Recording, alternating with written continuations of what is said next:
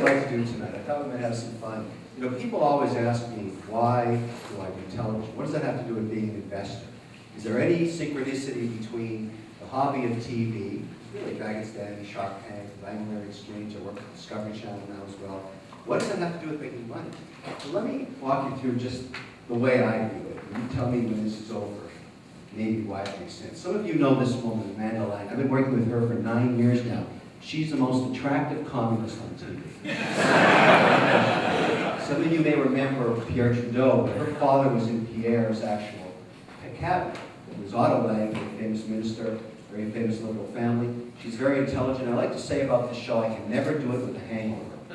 Because if I'm not there, I'm not 100% there, she slaughters me. She's really good. And I think that's why it's great television. Now, let's think about this show, because I just finished it about 18 minutes ago. And today, we had 5 guests. Now, what does every economist, every CEO, every author, every artist, every politician, every hedge fund manager, every pension fund manager, every private equity guy, what do they all want? They all want to be on television. Every single one. Now, if you're an investor, how could you ever get access to these people? Let me tell you the rules of TV. Way back in the days of Johnny Carson, he was a very eclectic comic. He had a huge, successful show.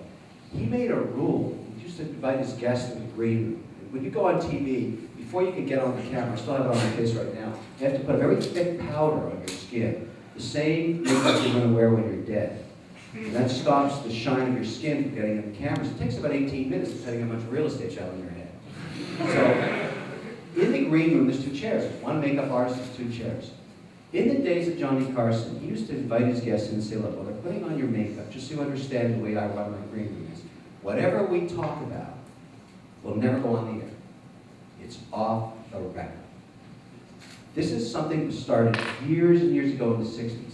When Ted Turner set up CNN, he made the same rule as well. He told everybody that came into the green room, whatever we talk about in the green room is off the record. So if you're in the television business, and some of you probably will aspire to go to media one day, this is a rule that is accepted all around the world now. Whatever is discussed in the green room is off the record. Now let's get back to tonight's show. On our show tonight was an economist and a CEO of a security company. Very interesting sectors for me. So, knowing that they were going to be on the air, I got there 18 minutes early, and I went into the makeup room, and I sat there while they were getting their makeup on, and we talked. Can you imagine information flow over the years that I get, getting access to Flaherty, the Prime Minister, every CEO who's ever running all the pension plans? I could never get to these people, ever, if it wasn't for television. And I've got them to myself for 18 minutes every single day. And everybody knows whatever we talk about is off the record. Let me give you an example. Some of you may know Arianna Huffington. Remember her? What's remarkable about this woman? 3 years ago, with $10,000, she set up the Huffington Post online. It now challenges the New York Times for ad dollars. That's an institution that's over 100 years old, and she's getting the same ad rates on her Huffington Post, which is incredible. So she's a lot to do with what's disruptive on the internet. And here she is coming up to the CBC to be interviewed, and we decided to do it wrong. And you can see at the feet here is the makeup artist applying that makeup on my head. Now, this is just like being in the green room. She knows the deal. And I say to her, listen, Arianna, I'm thinking of buying some Tribune bonds. I'm a big bond shareholder. I like to buy bonds. They just came out of bankruptcy. These bonds were yielding about 11%. Assumed in the market today is that every quarter, every 90 days, the ad revenue for print goes down 5%. So the propensity of the company to be able to pay back those bonds is something you can calculate just using a spreadsheet. So I say to her, look, I'm thinking of investing a lot of money in Tribune bonds, really like them. And she said, Kevin, if I were you, I would wait till the forwards came out next week. In advertising, there's a concept called the forwards, where every 90 days they say how much commitment was sold by how many large companies at what price on advertising. I said, well, what do you know, Arianna, that I wrote? She said, I don't know, I just got a feeling. But why don't you just wait before you make this bond commitment to see how the forwards look? So I call up the trading desk in Boston and say, hold on, Bubba Louie, let's not buy those bonds yet. I said, what are you talking about, boss? We amassed $35 million in a portfolio. You asked us to work on it all week. I said, no, I have some indigestion. I want to wait. Sure enough, 4 days later, forwards come out. It was not a 5% attrition. It was 17% had been lost that quarter. Bonds collapsed Obviously, because the propensity of the companies that are now selling advertising in print may not have enough money to pay back those loans in 5 years because it's an accelerated attrition to online advertising. I saved a fortune from that little interview. And how could I have ever gotten to her or ever had that few minutes of conversation? I'm going to keep doing TV until I die. There's no business like show business. No question about that. Some of you know this show. Sean talked about it. He's been part of this phenomenal success. I don't think even the CBC can fathom why this thing is so successful. This is a monster hit for them. 9-year-old girls to 90-year-old men watch this show. Let me give you some metrics. The news peaks at about 785,000 people on a weeknight watching the national news. A hockey game peaks at about 1.2 million, and if it's not a playoff game. That's a big number in Canada. Dragon's Den, 2.5 million people listen to Pizza. That's huge. Now, I have my own theory why this is happening. And I think it's this. It's one of the reasons you're in this room tonight. Watching the process of Dragon's Den unfold is watching people pursue the most noble effort on earth, that of freedom. What is financial freedom? It's pure freedom. It means to you, you'll never have to take another phone call if you don't want to. That's what financial freedom is. You have complete control of your time. You can do whatever you want in your life. Pursue any interest you have. That is a noble pursuit. There's nothing more noble than the creation of wealth. And I think even a 9-year-old girl gets it when they watch people pursuing these dreams. Even though the probabilities are low, everybody out there is trying to figure out, how can I become free? What is it going to take for me to make enough money that I completely remove the shackles of any hold on my life? That's what the pursuit of wealth is about. And that's what you're watching on Dragon's Den. And I think it's a powerful, visceral force that creates amazing television. Shows never last this long, and this thing keeps growing every year. I think it's absolutely wonderful. I think it's a great platform. I think Dragon's Den and Shark Tank and the other shows Sean talked about have become the American Idol venture capital. I think you can launch a business on this show. I think you can take a product that's unknown, that has no distribution, and get it distribution and make a business out of it. And who wouldn't want to do that? I plan on doing that over and over again if I can. From the success of Dragon's Den, as Mark mentioned, Mark Burnett came knocking. What an interesting opportunity. But who wouldn't go to Los Angeles and hang out for a week? You have no idea how crazy that is. And you'll definitely enjoy it. Again, let's take the television angle. I got a phone call from ABC saying, look, Kevin, why don't you come down to the set of Dancing with the Stars? I said, no, I don't really dance. It's not really a dancing deal. They said, no. You sit in the front of the audience, and when the camera zooms in, we got a bug in your ear, and you shout out, watch Shark Tank at 9 o'clock, right after Dancing with the Stars. I said, I'm going to fly all the way to LA to say that for 10 seconds. You out of your mind? It'll take me a day to do that. And they said, well, look, if you do it, we'll sit you beside somebody you've been waiting to meet your whole life, because we know you're a money company story. I said, well, okay, come out. You got me interested. Who is it? Some of you know, who's the creator of Apple? Everybody knows Steve Jobs. But you remember Steve Wozniak? He was the engineer. He's the guy. And he never takes meetings. He's a legend. He's one of the most savvy tech investors on earth. He's really rich. He has Apple stock at 15 cents he still owns. Stock's $300. This guy is well known as a genius, and nobody gets to meet him. But guess what? He loves Dancing with the Stars. He was on Dancing with the Stars, and he sucked. He lost right away. But he goes to every single tape. He sits in the front row. They said, look, if you do this for us, we'll get you together with dinner with Wozniak, and you two can talk about what you both love to do, investing in technology. So here I am with David in the front row just before it happens. And there I am with the Woz afterwards. You can tell this guy sucks as a dancer, but who cares? What an amazing guy he was. He was absolutely fantastic. Again, the theme of television. How could you ever get near this guy without TV? He doesn't want to take a meeting with another investor. He's sick of all that. He's way past that. And he's a legend in the space I came out of, the software industry. He created the first Apple. He's an amazing guy. He's still a big player. For my son, who didn't care about Wozniak, but loved Gonzo. I'm going to spend a couple of minutes just talking about the philosophy of what I think you need to be successful. And everybody has a different opinion on this stuff. So, you know, you should know my politics. I'm slightly right of Attila the Hun. And so you may not agree with everything I say, but I only bring it forward as something for you to consider, because this is my interpretation of what it takes to be successful as an entrepreneur. And I think every entrepreneur that has had some success, and the thing about business is you can measure success because you monetize it. In the end, it's really the thermometer of what you're doing. Is it working or not? There's no gray in business. You either make money or you lose money. That's it. So I think every entrepreneur that's had some success making money should go back to the next generation and say, here's what I know.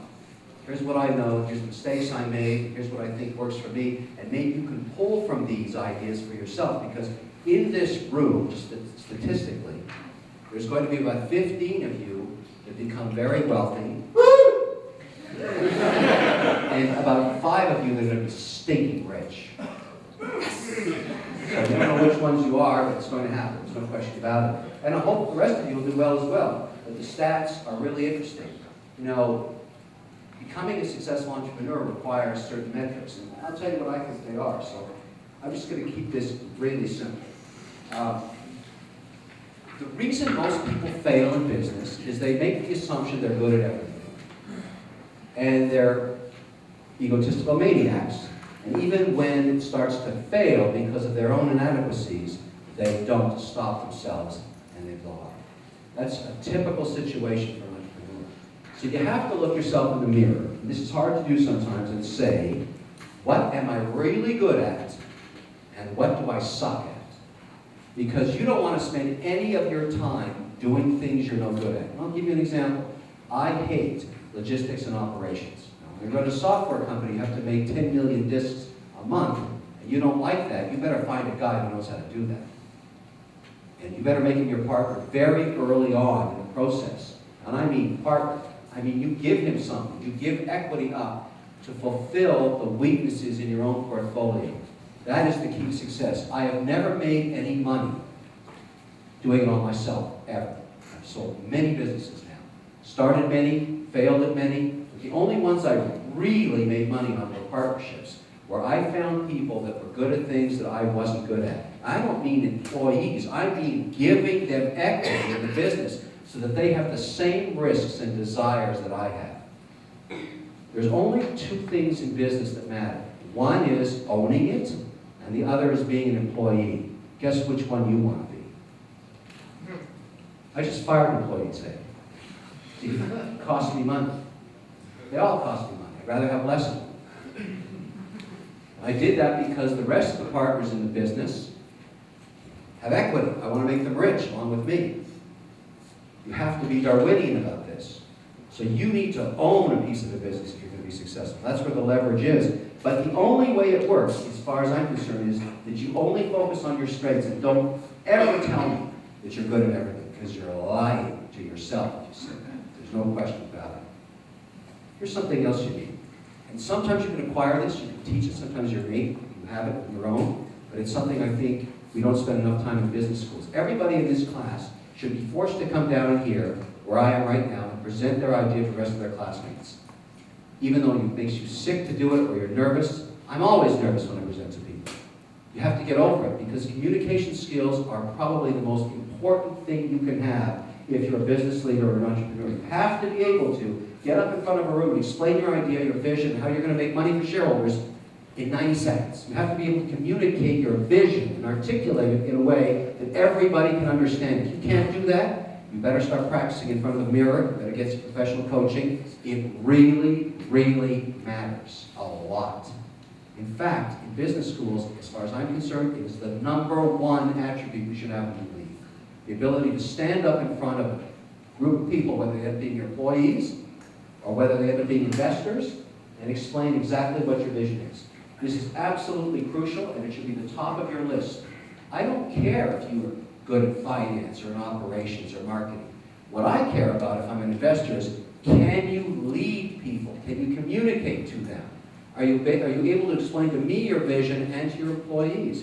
When people work for you, if you're going to be a successful entrepreneur, you're going to have employees, they have to go to war with you every day.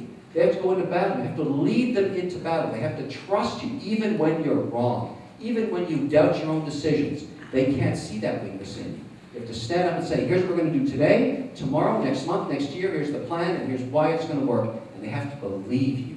Those are communication skills. You have to have them. Absolutely important. I can't say enough about that. And if you're not learning them here, tell your professors to get on it and start teaching that to you, because that's more important than anything else. Laser focus on shareholder returns. You know what that means? Money is the blood of business. You always have to respect the money, number one. That means you have to fire your mother, fire your mother. You have to keep your business alive to keep the shareholder value, the people that risked their money and gave it to you. That's all that matters. You know, this idea of balance. You can balance your life when you're an entrepreneur. You have enough time for your family, your dog, and your sister, and your school, and your charity. That's all crap. That's all completely crap. If you start a business, you're going to spend 25 hours a day running that business. You live and diet. You won't get married until you get rich. That's the way I look at it. There's no time for anything else except the business. That's it. If you want freedom, it's going to be because you made money on a business that you focused on so hard that when you weren't looking, you became rich. You love it so much. You're so passionate about it. You spend all of your waking hours working on it. You wake up one morning and you say, shit, I'm rich. That's exactly how it happens. If you just pursue wealth for the sake of money, you'll never get rich. It's because you're so passionate. People follow you into war. You create wealth, but there's no balance. There's no balance, ever. There's no balance whatsoever. That's all crap. It's winners are so myopically focused, they'll sacrifice their lives for success. Those are the kind of people I want to invest in. If you don't think you can do that, I'll never give you any money. If you don't think you can do that, you will not be successful. Does anybody in here doubt that you become a slave to your business? Does anybody even think that's not going to be the case?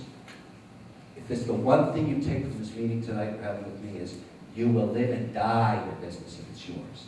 And you will have no balance in your life. And you may fail once, twice, 3 times. But that's what it takes to be a winner. Complete personal sacrifice. Get over it. That's what matters. And I teach that to everybody I can. Some people say, what an asshole. I don't care. I think it's the most important element.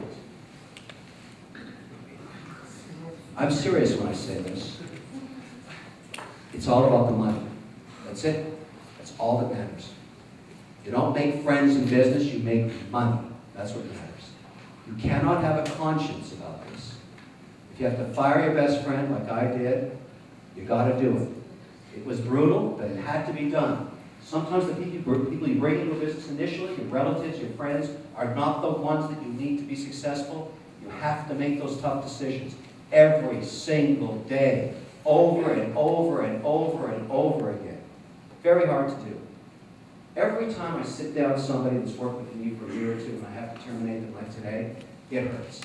But I have to do it. It's for the business. You know what? I sleep very well at night. No problem. No problem whatsoever. No conscience, no mercy, just the pursuit of wealth for the shareholders. That's all that matters. Period. Of which I'm usually a large shareholder. Think about that. What else do you need? I'm going to end on this topic here. We'll get into our fireside chat next. But listen, Napoleon was once asked, what kind of generals do you like? And I love his answer. He said, I like lucky generals. What the hell is that answer? He said, there's something about a winner that's part of their aura, part of their being. And you know, when I meet successful entrepreneurs or people that I think are going to be successful, there's another element to them. I'm not sure where it comes from, but over the years I've learned that luck is really important. And I think it's a karma thing. I don't know where it comes from, but I listen to an entrepreneur. There's 3 things they have to have. The ability to communicate and articulate their vision in 2 minutes so I get it. I understand what they're trying to do. Then they can spend maybe 5 minutes explaining to me why they can execute on the business plan, because there's a difference between a great business idea that an entrepreneur has and ability to execute it. Because when I form a partnership with an entrepreneur, usually I take control so that I can fire that person if they can't execute the plan. And I'll hire somebody else. They still remain shareholders, and I'll make them rich, but I don't want them bugging me as I run the business. Because those are 2 different things. But sometimes, and you see this, it's like an isotope sizzling. Somebody standing in front of you just articulating their vision and their ability to execute the plan, and then you see it. They have that aura, they have that magic. Those are the guys I write a check for. Those are the women who get the money. They have that certain something. I don't know what it is. And maybe it's part of your ability to project your vision, your energy onto people. This is something that investors see over and over again, but you can only see it when you're in the presence of greatness. I'm sure some of you have in this room. But that is what makes the difference. I'm going to leave you with a rather sobering statistic because all of you are going to pursue wealth in the world. It's one chart from a presentation I often give at O'Leary Funds. I run over $1 billion today as an investor. Did you know, this happened last August, that there are more billion-dollar market cap companies outside of North America than in it for the first time ever? How did that happen? Our great society, with all this wealth over the last 200 years, is no longer the fastest growing on earth. There's more companies making more money, growing faster outside of North America than in it. Brazil, India, China, South Korea, Thailand, Cambodia. That is the future for entrepreneurs. That is where the action is. We're Rome, we're old and fat, and we're slowing. We have an aging society, and everywhere else is on fire. If I were you guys, I'd get on a plane and go to Brazil right now. 34 million people emerging from the middle class there, wanting everything you already have, dying for it. If I were young and starting again, I would not do it here. This place is never going to grow at 8% GDP again in your lifetime. But all those countries are. Think about that. A very interesting observation. By the way, weather's good there. Lots of supermodels. Pretty interesting society. But I'd go there. I really would. I'd just land on a plane and figure it out. Sean? Kevin, let's give him a hand, ladies and gentlemen.